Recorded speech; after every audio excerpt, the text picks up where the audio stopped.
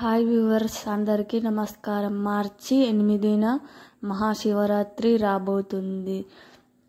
మాఘ బహుళ చతుర్దశి రోజున మహాశివరాత్రి పండుగను చేసుకుంటూ ఉంటారు. ఈసారి మహాశివరాత్రి శ్రావణ నక్షత్రం ధనిష్ట నక్షత్రం శుక్రవారంతో కలిసి వచ్చింది. సేమ్ ఇలాంటి శివరాత్రి 349 సంవత్సరాల క్రితం వచ్చిందని, మళ్ళీ ఇప్పుడు వచ్చిందని జ్యోతిష్యులు చెబుతున్నారు. కాబట్టి 349 సంవత్సరాల తర్వాత వస్తున్న ఈ మహాశివరాత్రి చాలా అరుదైనది. మహాశివరాత్రి ప్రత్యేకత వస్తుంది. ఈ మహాశివరాత్రి పర్వదినం అనేది శివుడికి అత్యంత ప్రీతికరమైన రోజు.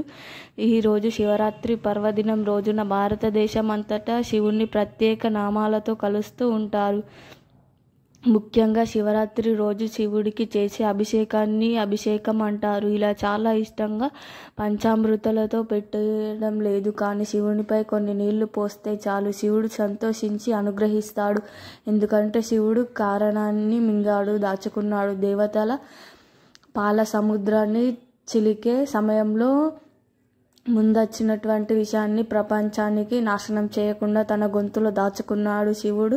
కానీ అది కంఠం కిందికి పోకుండా పైకి రాకుండా కంఠంలో ఉండడం వల్ల చాలా వేడి పుడుతుంది. దానికోసమే అభిషేకం చేస్తారు. మనం శివుడికి అభిషేకం చేస్తే చల్లగా ఉంటుంది కాబట్టి అభిషేకం అనేది తప్పనిసరి చేయాలి. అంతేకాదు, ఆ వేడి తగ్గడానికి ఆయన మంచు కొండల్లో ఉండడానికి ఉంటాడు. వారికి శివుడు స్వామివారిని ప్రేమిస్తాడు అంటే అందరూ కూడా శుభ కలిగిస్తారని అర్థం. ఈ విశ్వాసాన్ని నడిపించే ఈశ్వరుడు శివలింగ ఆవిర్భవించినది శివరాత్రి రోజున. తన కంఠంలో దాచుకున్న శివుడు నీలకంఠుడుగా మారింది కూడా ఈ పర్వదినం నాడే. అందుకే శివరాత్రి రోజు జాగారం వల్ల ఆయనకు కలిగే మంట నుంచి ఉపశమనం తగ్గించుట కోసం శివలింగానికి అభిషేకాలు నిర్వహించి ఉపవాస దీక్షలు చేయాలని పురాణాలు చెబుతున్నారు. అయితే శివుడికి ఎంతో ఇష్టమైన ఈ శివరాత్రి లోపు లేదా శివరాత్రి రోజు పూజ గదిలో ఈ 2 వస్తువులను పెడితే అంతులేని ఐశ్వర్యం వస్తుంది. మీకు ఉన్న కష్టాలన్నీ పోయి మళ్ళీ సంవత్సరం వరకు ధనానికి లోటు రాకుండా ఉంటుంది. శివుడికి అనుగ్రహంతో సకల ఐశ్వర్యాలు సిద్ధిస్తాయి. మీరు పట్టిందల్లా బంగారం అవుతుందని పెద్దలు చెబుతున్నారు. మరి శివరాత్రి లోపు పూజ గదిలో పెట్టవలసిన ఆ 2 వస్తువులు ఏమిటో మనం ఇప్పుడు ఈ వీడియోలో వివరంగా తెలుసుకుందాం. ఫ్రెండ్స్, ఫస్ట్ అయితే వీడియోకి ఒక లైక్ కొట్టి మా ఛానల్ని సబ్స్క్రైబ్ చేసుకోవడం మర్చిపోవద్దు. ఇంట్లో ఉండే దేవాలయం దేవుడి లగ్నం చేసుకునేందుకు, మనసు ప్రశాంతంగా ఉంచుకోవడానికి, దేవుణ్ణి పూజించడానికి ఏర్పాటు చేసుకునే గదే పూజ గది. ఇంట్లోనే పవిత్రంగా భావిస్తారు, పవిత్రంగా ఉంచుతారు. శివరాత్రి లోపు లేదా శివరాత్రి రోజు ఈ పూజ గదిలో ఈ 2 వస్తువులను తెచ్చి పెట్టుకుంటే శివుడి అనుగ్రహంతో సకల ఐశ్వర్యాలు సిద్ధిస్తాయి పెద్దలు చెబుతున్నారు. మొదటి వస్తువు గోవు బొమ్మ. శివరాత్రి రోజు లేదా శివరాత్రి లోపు గోవు బొమ్మను ఇంట్లో తెచ్చి ఈ గదిలో పెట్టుకుంటే సకల ఐశ్వర్యాలు సిద్ధిస్తాయి. గోవు అంటే లక్ష్మీ స్వరూపం. గోవుల సకల దేవతలు కొలువై ఉంటాయి, ఒక తల్లిగా కొలుస్తూ ఉంటారు. అందుకే గోవును గోమాత అని పిలుస్తూ గోవు బొమ్మను పూజ గదిలో పెడితే చాలా రకాలుగా మంచి జరుగుతుందని శాస్త్రం చెబుతుంది. కనుక శివరాత్రి లోపు లేదా శివరాత్రి రోజు ఈ గోవు బొమ్మను తెచ్చి పూజ గదిలో పెట్టండి. ఇలా పెడితే పరమేశ్వరుడి యొక్క అనుగ్రహం లభిస్తుంది, తరతరాలకు తరగని ఐశ్వర్యం వస్తుంది. ఆల్రెడీ ఇంట్లో గోవు బొమ్మ ఉన్నవారు అవసరం లేదు, లేని వారు మాత్రమే తెచ్చుకుంటే సరిపోతుంది. ఇక రెండవ వస్తువు ఏమిటంటే మహాశివరాత్రి రోజు ఈ మజ్జిగ చెక్క కవ్వాన్ని తెచ్చి పూజ గదిలో పెట్టుకుంటే తిరుగులేని రాజయోగం పడుతుంది, లక్ష్మీదేవి అనుగ్రహం సిద్ధిస్తుంది. మజ్జిగ కవ్వం అంటే లక్ష్మీదేవి స్వరూపం. దీనిని వాడుతూ ఉంటారు. ఈ రోజుల్లో చెక్క కవ్వాన్ని ఎవరు పెద్దగా వాడడం లేదు, కానీ మన పూర్వీకులు దీనిని బాగా వాడేవారు. మజ్జిగ కవ్వం ఎవరి ఇంట్లో ఉంటే వారి ఇంట్లో లక్ష్మీదేవి నివాసం ఉంటుంది. ఒక మజ్జిగ చెక్క కవ్వాన్ని తెచ్చుకొని శివరాత్రి రోజు పూజ గదిలో పెట్టుకుంటే శివుడి అనుగ్రహంతో పట్టిందల్లా బంగారం అవుతుంది. కనుక అందరూ కూడా శివరాత్రికి ఒక మజ్జిగ కవ్వాన్ని తెచ్చుకొని పూజ గదిలో పెట్టండి. ఆ కవ్వాన్ని ప్రతిరోజు వాడుకొని దానితో మజ్జిగ పులకించి తర్వాత మళ్ళీ ఆ కవ్వాన్ని కడిగి పూజ గదిలోనే వేయండి. ఇలా చేస్తే చక్కటి ఆరోగ్యం, ఐశ్వర్యం సిద్ధిస్తాయి. అందరూ కూడా పూజ గదిలో పెట్టుకొని శివుడి అనుగ్రహంతో ఐశ్వర్యాలను పొంది ఆనందంగా జీవించండి. అన్ని పండుగల్లోనూ పొద్దుగల్లే చేసుకుంటే ఈ పండుగను రాత్రి అంటే కాదు అర్ధరాత్రి చేస్తారు. అయితే కాదు 4 జామున అదేనండి యమ పూజ చేస్తారు.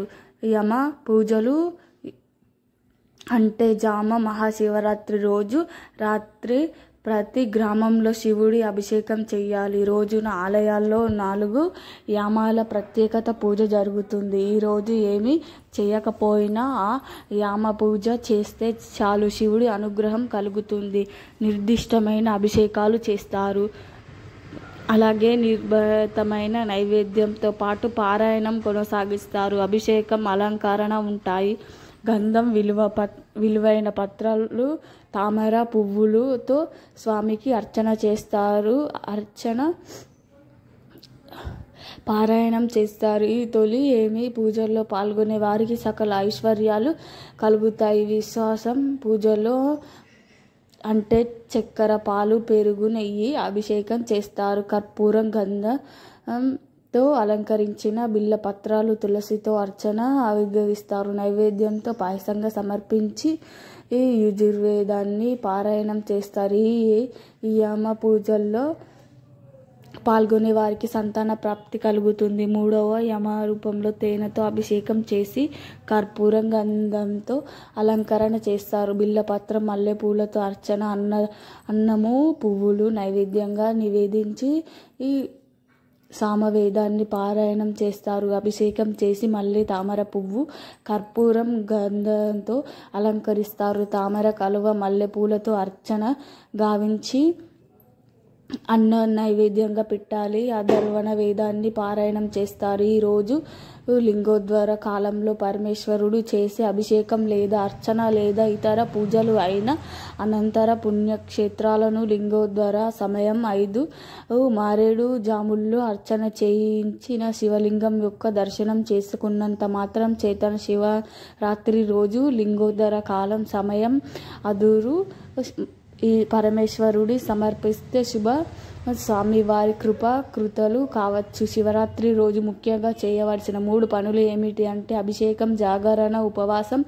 మొదటిగా అభిషేకం అంటే ఈరోజు తప్పనిసరి శివుణ్ణి అభిషేకించాలి. శివ మహత్యం అంతా రాత్రి వేళల్లోనే ఉంటుంది కనుక అర్ధరాత్రి లింగోద్ధరణ కాలంలో అభిషేకాలు, అర్చనలు చేసి శివ కృప కటాక్షాలను పొంది. రెండవది జాగరణ అంటే నిద్ర పోకుండా మేల్కొనడంతో ఉండడం. మేల్కోవత అంటే సినిమాలు చూస్తూ మేల్కొనడం కాదు, శివుని కథలు స్మరణ చేస్తూ మాత్రమే మేల్కోవడంతో ఉండాలి. దానితో శివరాత్రి జాగారం అంటారు. మూడవది ఉపవాసం. ఉపవాసం అంటే ఓం జగదీశ్వర మహా ఫలితాన్ని ఇచ్చే ఈ శివరాత్రి నేడు చేసే ఈ పూజలను నిర్వప్తంగా సాగేలా ముక్తిని కోరుతూ ఈ ఉపవాసం చేసి మరుసటి రోజు పొద్దుగల్ల విడిచి భోజనం చేస్తారు. దయతో నన్ను ఎప్పుడు రక్షిస్తూ ఉండమని శివుణ్ణి వేడుకొని శివరాత్రి రోజు ఈ విధంగా ఉపవాసం చేయాలి.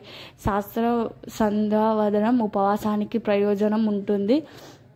ఉపవాసం అంటే ఆహార పుణ్యాలను తీసుకోకుండా చేయాలి అని చాలామంది ఆకలికి ఆగలేకపోతారు. నీళ్లు, టీ, కాఫీ, ఇతర పండ్లను తీసుకోవచ్చు. మరి కొంతమంది అల్పాహారం తీస్తారు, పూజ చేస్తారు. నిమ్మరసం కలిపిన నీటిని 2-3 సార్లు తీసుకొని ఉపవాసం చేయవచ్చన్నారు. బ్రహ్మ విష్ణువులు నేను గొప్ప అంటే నేను గొప్ప అని గొడవ పడుతూ ఉండగా గొడవ పెద్దదిగా పెరగడంతో దాంతో పరమేశ్వరుడే స్వయంగా రంగంలోకి దిగాలనుకున్నాడు. ఈశ్వర సంకల్పంతో ఒక పెద్ద జ్యోతిలింగాకరణ బ్రహ్మ విష్ణువుల మధ్యలో వెలిసింది. బ్రహ్మ విష్ణువులు ఇద్దరు ఆ లింగాన్ని సమీపించారు. అప్పటి వరకు వారిద్దరి మధ్య ఉన్న ఆధిపత్యం పోరు తాత్కాలికంగా సద్దుమణిగింది. ఈ మహాలింగం వందతుది తెలుసుకోవాలని ఆసక్తి వాళ్ళిద్దరికీ కలిగింది. బ్రహ్మ హంస స్వరూపం ధరించి లింగ అగ్రభాగాన్ని చూడడానికి, విష్ణు వారహ రూపంలో అది కనుగొనడానికి బయలుదేరారు. బ్రహ్మకు ఎంతవరకు లింగ అగ్రభాగాన్ని బదులు కానీ కనిపించలేదు. ఇంతలో లింగం పక్క నుంచి ఒక మొగలి పువ్వు జారి కిందకు పడిపోవడం చూసి బ్రహ్మ విష్ణువు నడుము జరిగిందంతా వాదాన్ని వివరించి సహాయం అడిగాడు. చూపినట్లే విష్ణువు చెప్పమన్నట్టు అది నిజమే, సాక్ష్యం ఇవ్వమని ప్రాధాన్యపడ్డాడు. ఆ లింగం వద్దకు చూడలేను అని ఒప్పుకున్నాడు. కానీ బ్రహ్మ తాను లింగం అగ్రభాగాన్ని చూశాను, కావాలంటే ఆవును మొగలి పువ్వును అడగమని చెప్పాడు.